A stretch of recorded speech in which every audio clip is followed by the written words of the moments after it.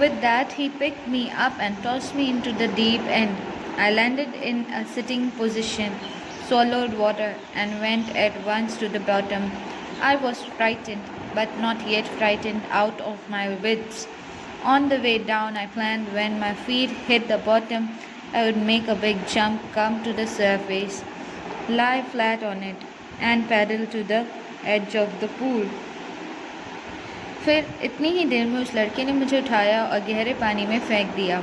मैं बैठी हुई पोजीशन में ही नीचे गिरने लगा और सारा पानी मैं जैसे अंदर स्वॉलो करने लगा, यानी कि मेरे मुंह में और नाक में जाने लगा और मैं उसकी गहराई वाले हिस्से में गिरने लगा।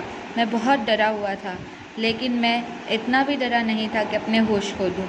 मैंने तब प्लान किया कि मैं जैसे ही नीचे पहुँचूँगा, मैं अपने पैरों की मदद से अपने आप को ऊपर उछालूँगा और बाहर की ओर आ जाऊँगा।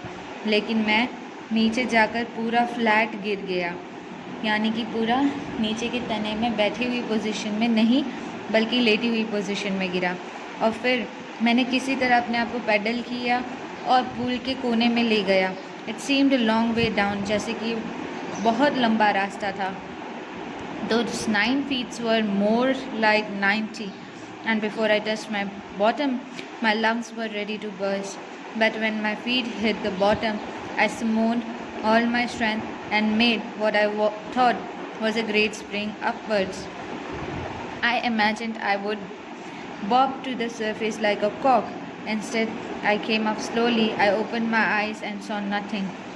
फिर मैं जब नीचे जा रहा था तो वो 9 फुट जैसे कि 90 फुट बराबर की गहराई लग रहे थे। मुझे ऐसा लग रहा था जैसे कि मेरे लंग्स अब फट जाएंगे और पानी नहीं बर्दाश्त कर पाएंगे। फिर जब मैं नीचे तने पर मेरे पैर पहुँचे तो मैंने दर्द के मारे एक लंबी गहरी सांस ली और मैंने सोचा कि अब मुझे यहाँ से अपने आप को उछाल के ऊपर लेके जाना है। और मुझे लगा कि मैं किसी कॉक या स्प्रिंग की तरह ऊपर उछल जाऊँगा, लेकिन मैं उस तरह से नहीं गया। मैं धीरे धीरे ऊपर चढ़ा और जब मैंने अपनी आँखें खोली तो मुझे कुछ दिखाई नहीं दिया। I saw nothing but water, water that had a dirty yellow tint to it. Grew panicky. I reached up as if to grab rope, and my hands clutched only at water. I was suffocating. I tried to yell, but no sound came out. Then my eyes and nose came out of the water, but not my mouth. फिर सिर्फ पानी ही दिखाई दे रहा था और आसपास पीली काई, और तब मुझे डर लगने लगा। मैं ऊपर आने की कोशिश कर रहा था, अपने हाथों से मानो जैसे कोई रस्सी पकड़ने की कोशिश, लेकिन मेरे हाथ में सिर्फ पानी ही आ रहा था।